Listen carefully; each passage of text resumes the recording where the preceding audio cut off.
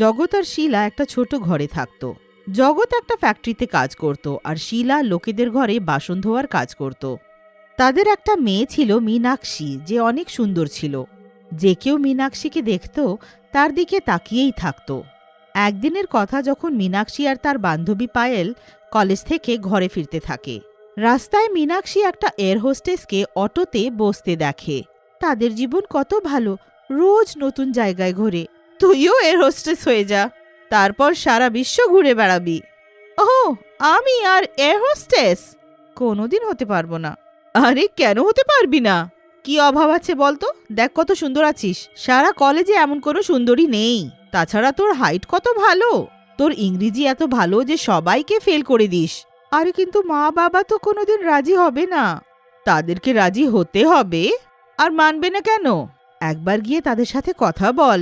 বাড়ি গিয়ে মীনাক্ষী নিজের মা বাবার সাথে কথা বলে। বিমানের নাম শুনেই তার বাবা ঘাবড়িয়ে যায়। এটাতে ঘাবড়িয়ে যাবার কি ব্যাপার? ভেবে দেখো, আমাদের মেয়ে যদি বিমানে ওড়ে তো আমাদের কত নাম হবে। এত ভালো কাপড় পরে যখন ঘর থেকে বাইরে যাবে, তো আমি গর্বিত হয়ে বলবো যে আমার মেয়ে এয়ার হোস্টেস আছে। মীনাক্ষীর মা রাজি হয়ে যায় আর তার বাবাও মেনে নেয়। এইটা দেখে মীনাক্ষী অনেক খুশি হয় আর এয়ার হোস্টেসের ব্যবস্থায় লেগে যায়। ও অনেক পরিশ্রম করে আর অবশেষে এয়ার হোস্টেসের ইন্টারভিউতে যায়। সে ইন্টারভিউটা ক্লিয়ার করে নেয় আর অবশেষে একটা এয়ার হোস্টেস হয়ে যায়। অবশেষে আমি এয়ার হোস্টেস হয়ে গেলাম। এবার যখন এই খবরটা মা বাবাকে দেব তো তারা অনেক খুশি হবে। মীনাক্ষী বেশ আনন্দে নিজের বাড়ি ফিরে যায় আর নিজের মা বাবাকে খবরটা দেয়। তার মা বাবা খবরটা পেয়ে অনেক খুশি হয়। 4 দিন পর মীনাক্ষী এয়ার হোস্টেসের ইউনিফর্ম পরে ভালো করে তৈরি হয়ে ঘর থেকে বেরোয়। আমার মেয়েকে দেখতে কত সুন্দর লাগছে না? আজকে তার বিমানে প্রথম দিন আছে। এবারও সারা বিশ্বে উড়বে। চলো, ভালোই হলো। অবশেষে তোমার মেয়ে তোমাকে এত গর্বিত করলো। এবার তো তোমার ঘরের অবস্থাও শুধরে যাবে। ঠিকই বলছো তুমি। এবার যেন সব ভালো হোক। মীনাক্ষী এয়ারপোর্টে পৌঁছয়। বিমানে যাওয়ার তার প্রথম দিন থাকে। ও একটু নার্ভাস থাকে, কিন্তু মনে মনে অনেক খুশি থাকে। তার প্রথম দিন অনেক ভালো থাকে। ও হাসি খুশি বাড়ি ফিরে যায় আর নিজের মা বাবাকে বিমানের সম্বন্ধে সবকিছু বলে। দুজনই বেশ মন দিয়ে তার কথা শুনতে থাকে আর মনে মনে অনেক খুশি হয়। সব অনেক ভালো চলতে থাকে। এবার মীনাক্ষীর মাকে লোকেদের ঘরে গিয়ে বাসনও ধুতে হয় না। তাদের ঘরের অবস্থা অনেক ভালো হয়ে যায়। সব যেন এইভাবেই ভালো থাকুক আর ঈশ্বর নিজের কৃপা আমাদের উপরে রাখুক। মীনাক্ষী প্রার্থনা করে আর নিজের চাকরির জন্য বেরিয়ে যায়। সেদিন তার চাকরিতে যেতে অনেক দেরি হয়ে যায় আর তার উপরে বৃষ্টি আরম্ভ হয়ে যায়। হে ভগবান, এটা আবার কি? আমার কাছে একদম টাইম নেই, তাছাড়া অটোও পাচ্ছি না, আর এই বৃষ্টিটা শুরু হয়ে গেছে। অনেকক্ষণ অপেক্ষা করার পর মীনাক্ষী রাস্তার ওপারে একটা অটোওয়ালাকে দেখে। সেটা দেখে মীনাক্ষী জোরে তার দিকে ছুটে যায় আর পাশ থেকে আসতে থাকা ট্রাককে দেখে না। ট্রাকটা জোরে আসে আর মীনাক্ষীকে ধাক্কা মেরে চলে যায়। তার মাথা থেকে রক্ত বেরোতে লাগে আর কিছুক্ষণেই সে মারা যায়। এদিকে বিমানের টেক অফের সময় হয়, কিন্তু মীনাক্ষী কোথাও থাকে না। বিমান টেক অফ করে নেয়। সব ভালো চলতে থাকে। যাত্রীরা আরামে নিজের সিটে বসে থাকে। তখনই হঠাৎ বিমান নড়তে লাগে। সবাই ঘাবড়িয়ে যায়। তখনই হঠাৎ বিমানের নড়াচড়া বন্ধ হয়ে যায়। কিছুক্ষণে একটা এয়ার হোস্টেস আসে। একটা বাচ্চার মা তার পাশে বেশ আরামে চোখ বন্ধ করে ঘুমোতে থাকে। এয়ার হোস্টেস কিছুক্ষণের মধ্যেই একটা ডাইনিতে পরিণত হয়। বাচ্চাটা তাকে দেখে অনেক ভয় পেয়ে যায় আর জোরে চিৎকার করতে লাগে। বাচ্চাটার চিৎকার শুনে তার মা উঠে যায়। বাচ্চাটাকে সামলে সে তাকে জিজ্ঞেস করে, কি হলো বিট্টু? কোনো দুঃস্বপ্ন দেখলে কি? মা, এই আন্টি ডাইনি। আমি দেখলাম এর মুখটা অনেক জঘন্য, ভয় পেয়ে গেছি। বিট্টু এইভাবে কাউকে বলে না। চলো আন্টিকে সরি বলো। আরে কোনো ব্যাপার নয় ম্যাম, বাচ্চা হয়তো দুঃস্বপ্ন দেখেছে। আরে মীনাক্ষী, তুই তো আজকে আসিসনি, তবে এখানে কি করে? আমি এসেছিলাম, তুই হয়তো আমাকে দেখিসনি। মীনাক্ষী ওখান থেকে চলে যায়। নিধির ঠিক করে মনে থাকে যে মীনাক্ষী আজকে আসেনি, আর সে অবাক থাকে যে মীনাক্ষী একটা চলন্ত বিমানে কি করে চলে এলো। নিধি এই সম্বন্ধেই ভাবতে থাকে। তখনই হঠাৎ বিমান আবার ঝাঁকুনি খায়। এটা আবার হচ্ছে কি? আমাকে গিয়ে দেখতে হবে। কেউ বুঝতে পারছিল না যে বিমানটা বারবার ঝাঁকুনি খাচ্ছে কেন। সবাই অনেক চিন্তিত থাকে। কারণ প্লেনে কিছু খারাপ থাকে না, তবে এটা হচ্ছে কেন?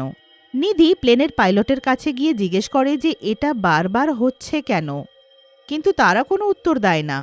পাইলটের ব্যবহার তার একটুও ঠিক মনে হয় না, আর সে অনেক চিন্তিত হয়। সে যখন অন্য এয়ার হোস্টেসকে গিয়ে এটা বলে যে তাদের পাইলট মিস্টার রান্ধির আজব ব্যবহার করছে, তো সেই এয়ার হোস্টেস এটা শুনে অবাক হয়ে যায়। মিস্টার রান্ধির তো ছুটিতে আছেন, আজকে অন্য কেউ এসেছে।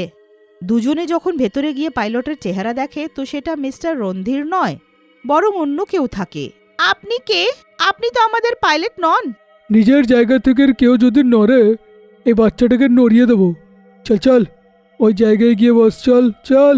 সব এয়ার হোস্টেস একদিকে ভয়ে দাঁড়িয়ে যায়। তখনই ওখানে মীনাক্ষী আসে। বাচ্চাটাকে ছেড়ে দাও, আমি বললাম বাচ্চাটাকে ছেড়ে দাও। লোকটা বাচ্চাকে ছেড়ে মীনাক্ষীর গলা ধরে নেয়। মীনাক্ষী রেগে নিজের চোখ লাল করে নেয় আর ধীরে ধীরে করে একটা ডাইনিতে পরিণত হয়। ডাইনিকে দেখে লোকটা ভয় পেয়ে যায়। ডাইনি লোকটার গলা ধরে নেয়। সব যাত্রীরা ডাইনিকে দেখে অনেক ঘাবড়িয়ে যায়। ডাইনি কোথা থেকে এলো রে? এবার বল তোর সাথে কি করি? তোকে এখানে মেরে ফেলি না বিমান থেকে ফেলে দিই? তুই এতগুলো নিরীহ লোকেদেরকে মারতে চাস, আর যখন তোর পালা এলো তো বলছিস আমায় মেরো না? এটা কি করে হতে পারে?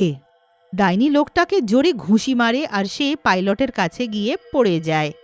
আমি শুধু তোকে নয়, এই পাইলটটাকেও মেরে ফেলবো। তোমরা আমার হাত থেকে আর বাঁচবে না। পাইলট ডাইনিটাকে দেখে এত ঘাবড়িয়ে যায় যে তার হাত কাঁপতে লাগে, আর ও ভুল করে কোনো ভুল বোতাম টিপে দেয়। বোতামটা টেপার পর বিমান জোরে ঝাঁকুনি খেতে লাগে আর তার ব্যালেন্সটা খারাপ হয়ে যায়। যাত্রীরা সবাই ভয়ে চিৎকার করতে লাগে। এয়ার হোস্টেসরাও ঘাবড়িয়ে যায়, কিন্তু তারা যাত্রীদেরকে শান্ত হতে বলে। আপনারা প্লিজ শান্ত হন। দেখুন, আপনারা শান্ত হয়ে যান, আমরা আপনাদেরকে নিরাপদে নিয়ে যাব। এয়ার হোস্টেসের এত বলার সত্ত্বেও কোনো যাত্রী কিছু বুঝতে রাজি ছিল না। এদিকে পাইলটের কেবিনে একটা লোক আহত পড়ে থাকে, আর অন্যদিকে পাইলট একটা কোনো বড় ভুল করে থাকে। তাড়াতাড়ি প্লেনটাকে কোনো নিরাপদ জায়গায় ল্যান্ড করো। না, আমি কাউকে কিছু হতে দেব না, আমি এক্ষুনি কিছু করছি। প্লেন নিজের ব্যালেন্স হারায় আর দ্রুত একটা পাহাড়ের দিকে এগিয়ে যেতে থাকে। ডাইনির কাছে এবার সবাইকে বাঁচানোর শুধু একটাই উপায় থাকে। ও প্লেনের বাইরে গিয়ে তাকে নিজের হাতে তুলে নেয়। আমাকে নিজের পুরো শক্তি ব্যবহার করতে হবে, আমি এই নিরীহ লোকেদেরকে মরতে দিতে পারি না। ডাইনি এয়ার হোস্টেস নিজের পুরো শক্তি লাগিয়ে দেয় আর প্লেনটাকে অন্যদিকে ওড়ায়। কিছুক্ষণেই প্লেন আবার নিজের ব্যালেন্সে চলে আসে। ঈশ্বরের ধন্যবাদ, এবার আমাদের কিছু হবে না। নিধি তাড়াতাড়ি অ্যানাউন্সমেন্ট করে, দেখুন, পাহাড়ের সাথে আর বিমানের সংঘর্ষ হবে না, এবার সব নর্মাল আছে। আমরা কিছুক্ষণে একটা নিরাপদ জায়গায় ল্যান্ড করব। আপনারা সবাই শান্ত থাকুন আর নিজের সিট বেল্ট বন্ধ করুন, আমাদেরকে একজোট থাকতে হবে। কিছুক্ষণেই বিমান একটা নিরাপদ জায়গায় ল্যান্ড হয়। এয়ার হোস্টেস বিমানের দরজাটা খোলে আর সব যাত্রীরা এক এক করে বাইরে চলে আসে। সবার বেরিয়ে আসার পর এয়ার হোস্টেসরাও বেরিয়ে আসে। এবার সবাই ডাইনিকে খুঁজতে লাগে, কিন্তু তাকে কোথাও দেখা যায় না। তখনই কিছুক্ষণে হঠাৎ সে দুজন লোকটাকে গলা ধরে বাইরে নিয়ে আসে। আজকে তোমার কারণে এতগুলো যাত্রীদের প্রাণ বিপদে পড়ল, তোমরা এসব করলে কেন? এবার আমি তোমাদেরকে জ্যান্ত ছাড়ব না। দুজনে ডাইনির সামনে হাত জড়ো করে বসে যায় আর নিজের প্রাণের ভিক্ষা চায়। তুমি এটা কিভাবে করতে পারো? এখানে প্রত্যেক যাত্রী আমাদের দায়িত্ব। কিন্তু তুমি তো মীনাক্ষী, তো তুমি ডাইনি হয়ে গেলে কি করে? হ্যাঁ, আমি মীনাক্ষী আছি, আর আজকে আসার সময় একটা অ্যাক্সিডেন্টে মারা গেলাম। মৃত্যুর পরেও আমি বুঝতে পারিনি যে আমি মারা গেছি, আর আমি রোজকারের মতন জবে চলে এলাম। কিন্তু এই বাচ্চাটা যখন আমাকে ডাইনি বলল তো আমি অবাক হলাম, আর আমায় সব মনে পড়ে গেল। আর যখন নিজেকে ওয়াশরুমে আয়নায় দেখলাম তখন বুঝে গেলাম যে আমি মারা গেছি। এইটা শুনে নিধি আর দীপিকা আহত হয়। মীনাক্ষীর মৃত্যুর তাদের অনেক দুঃখ হয়। বাকি যাত্রীরাও মীনাক্ষীর জন্য অনেক দুঃখিত হয়। আমরা তোমাকে নিয়ে গর্বিত, মৃত্যুর পরেও তুমি নিজের কর্তব্য করলে। ডাইনি হওয়ার সত্ত্বেও তোমার মনে ছিল যে তুমি একজন এয়ার হোস্টেস, আর তোমার দায়িত্ব কি? তোমাদের ওর কাছে শিক্ষা নেওয়া উচিত, তবে গিয়ে কোনো ভালো পাইলট হবে। নিজের কর্মের জন্য পাইলট সবার কাছে ক্ষমা চায় আর নিজের কাজের জন্য দুঃখ প্রকাশ করে। ও সবাইকে নির্বিঘ্নে এয়ারপোর্টে পৌঁছে দেয়। আর তারপরেও সেই ডাইনি এয়ার হোস্টেস যাত্রীদের সাহায্যের জন্য চিরকাল সেই এয়ারপোর্টেই থাকে।